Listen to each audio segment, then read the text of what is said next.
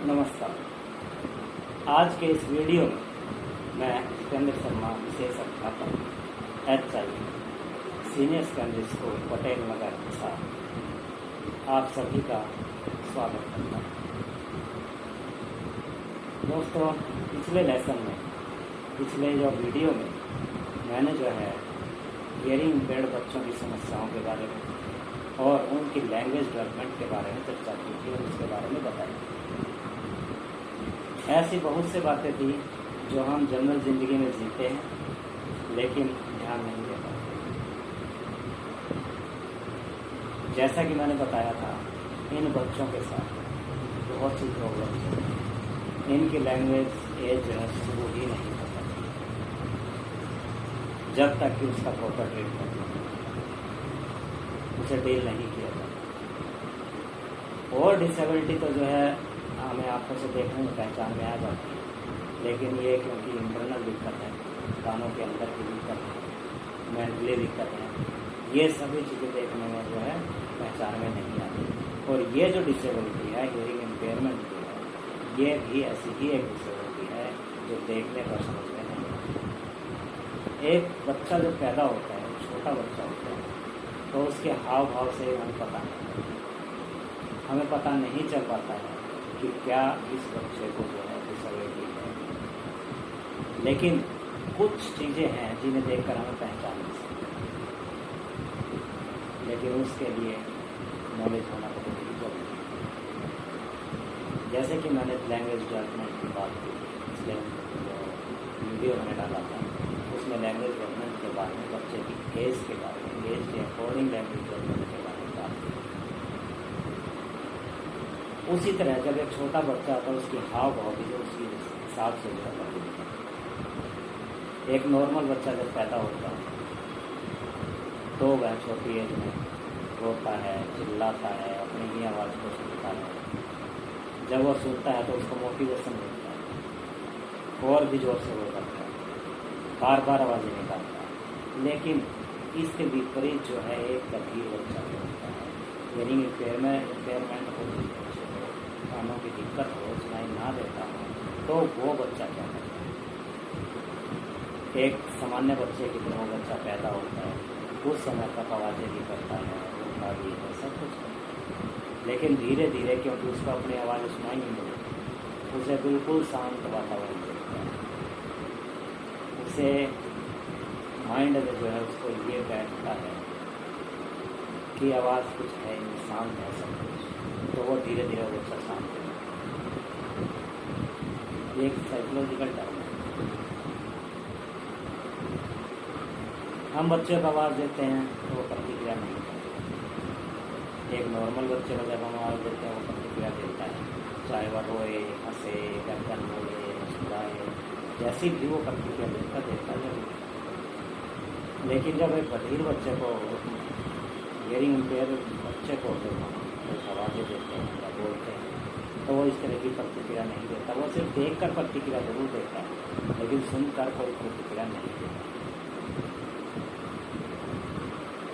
ये छोटी छोटी बातें हैं जिनसे हम बच्चों को पहचान सकते हैं।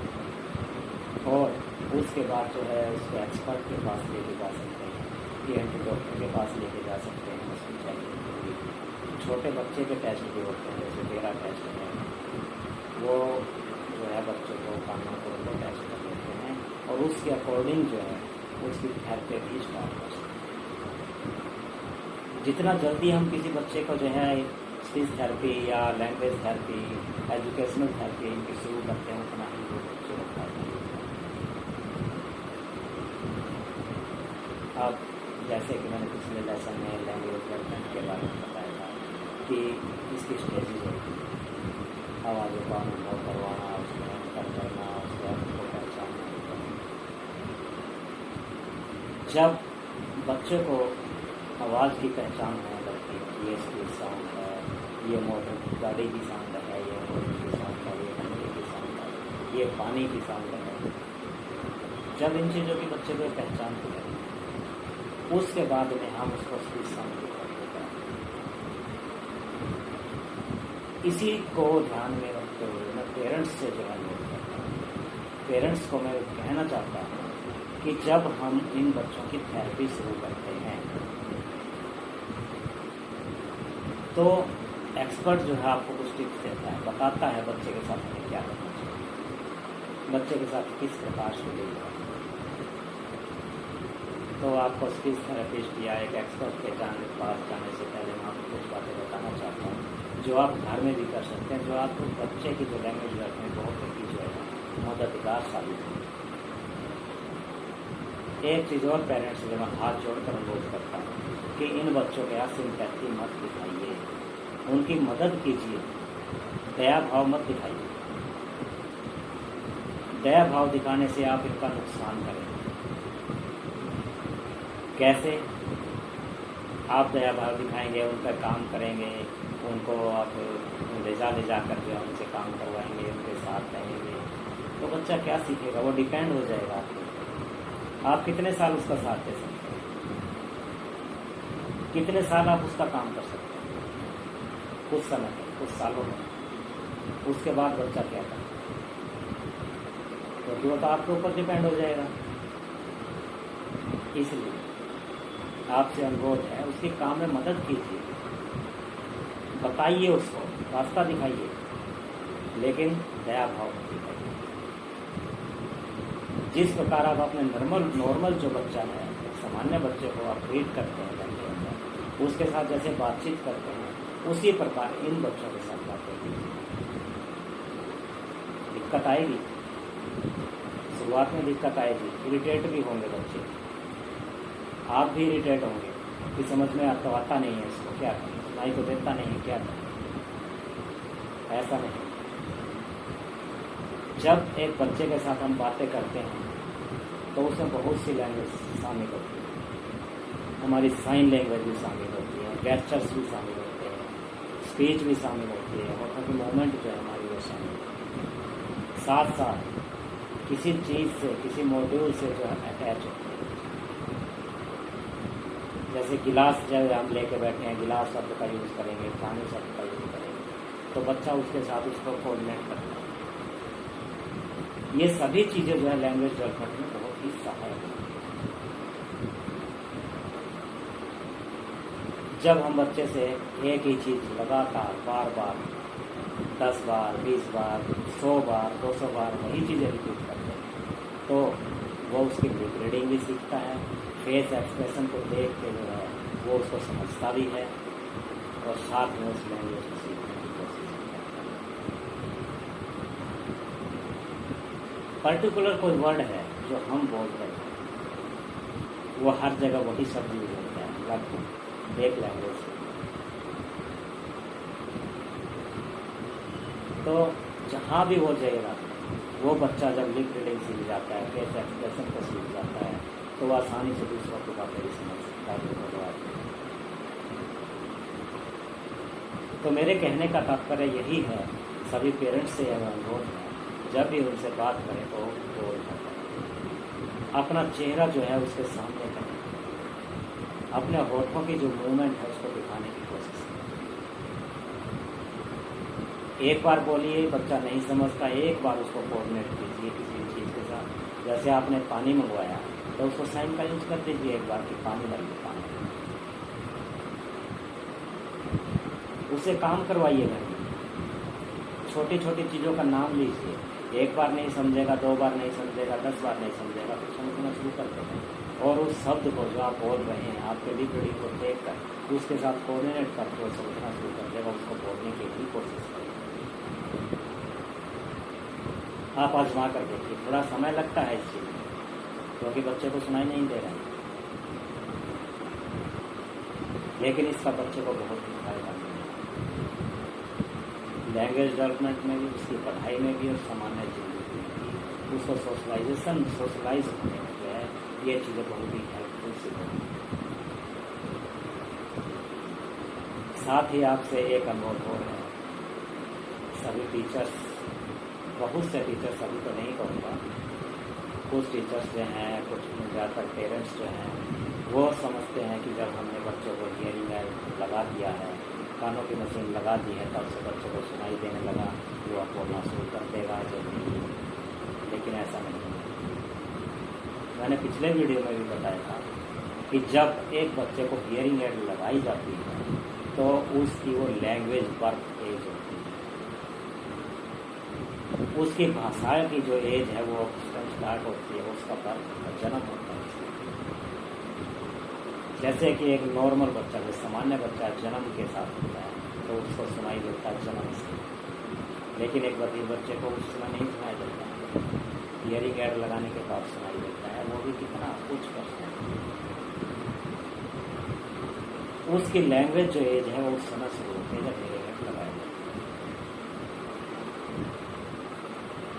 और एक बात और बताना चाहूँगा कि सभी जो हियरिंग एडेड बच्चे सुनने की क्षमता एक जैसी नहीं होती, लैंग्वेज डेवलपमेंट एक जैसा नहीं होता। आपने देखा भी होगा कि बहुत से जो बच्चे हैं, हियरिंग इम्पेयर्ड बच्चे हैं, कुछ तो बहुत जल्दी अचीव करते हैं, कुछ थोड़ा सामान्य गति से करते हैं, कुछ जो है बहुत ज़्यादा लेट होते हैं लैंग्वेज करते हैं। इसलिए वो इसी वजह से होता है, कुछ बच्चों को तो ज़्यादा सुनाई देता है, कुछ को कम सुनाई देता है, कुछ को बिल्कुल नहीं सुनाई देता। और हियरिंग एड इसलिए नहीं लगाया जाता कि बच्चों को 100% सुनाई देता। हियरिंग एड बच्चे को इसलिए लगाया जाता है ताकि उसकी जो बची हुई जो हियरिंग क्षमता है, उसकी सुनने की जो ताकत है जो बची हुई है, उसको हम प्रयोग कर सकें और बच्चे को जो है लैंग्वेज सिखा सकें। लेकिन हियरिंग एड में भी एक खराबी होती है, उसमें हमारी स्पीच साउंड के साथ साथ वातावरण का जो शोर है वो भी शामिल होता है, स्पष्ट नहीं होती है बात, इसलिए उनको सीखने में और ज़्यादा नहीं होता। इसलिए हम सभी जो है उनको थेरेपी की जो सलाह देते हैं ताकि वो जल्दी अचीव कर सके। थेरेपी में क्या किया जाता है, कोई दवाइयाँ नहीं दी जाती, कोई उसे घोट कर नहीं पिलाया जाता, सिर्फ प्रैक्टिस होती है। उनको शब्दों को कोरिलेट किया जाता है, मॉडल्स का यूज़ किया जाता है, तस्वीरों का यूज़ किया जाता है, किसी शब्द के साथ साइन का यूज़ किया जाता है उन्हें समझाने के लिए, उन्हें सुनाया जाता है, बार बार कोशिश की जाती है, लिप रीडिंग करवाई जाती है उनसे। वही जो लिप रीडिंग जो अगर सुनाई ना दे उसका सुनाने तो उनसे लिप रीडिंग करवाई जाती है, आवाज़ उन्हीं की जो है बार बार जो है यूज़ करवाई जाती है, इससे बच्चा सीखता है। यही प्रोसेस अगर हम क्लासरूम में और घर पर थोड़ा बहुत बच्चे के साथ करते हैं तो उसको बहुत ही बेनिफिट मिलता है। टीचर से भी मैं अनुरोध करना चाहता हूँ कि जब क्लासरूम में आप टीचिंग करते हैं तो एक बच्चे को, बधिर बच्चे को आगे बिठाइए, आगे बेंच पर बिठाइए, किसकी नज़र कमजोर है उसको भी आगे बिठाइए। और जब ब्लैक बोर्ड पे आप लिखते हैं तो शब्द और आपका चेहरा बच्चे को स्पष्ट नजर आए। ऐसी सिचुएशन, ऐसी जो है स्थिति रखिए, बनाए रखिए। आप जब बोलते हैं तो आपकी लिप रीडिंग जो है, आपके होठों की जो मूवमेंट है, आपके चेहरे का एक्सप्रेशन है, हाथों का जो है साइन है, वो बच्चे को स्पष्ट रूप से दिखाई। एक ही शब्द को हो सके तो कम से कम 2 से 3 बार रिपीट जरूर कीजिए। जब आप ब्लैक बोर्ड पर कुछ लिख रहे हैं तो जब वो शब्द आप बोल रहे हैं तो उसके साथ पॉइंट जरूर कीजिए कि उस बच्चे को समझ में आए कि आप बोल रहे हैं, ये बोल रहे हैं, वो उसे कोरिलेट करेगा। अगर हो सके तो मॉडल्स, पिक्चर्स, उनका प्रयोग कीजिए। वो शामिल नहीं है और आपको अगर उस चीज़ का साइन मालूम है, साइन पता है, तो उसका भी यूज करें, लेकिन उसके साथ कोरिलेट करते हैं, अकेला नहीं। क्योंकि बच्चे को आगे समाज में जाना है, समाज में हर एक साइन नहीं जानते लेकिन बोलना जरूर जानते हैं। तो हमें उसको मोटिवेट करना है कि वो लिप रीडिंग करे, ज़्यादा से ज़्यादा लिप रीडिंग।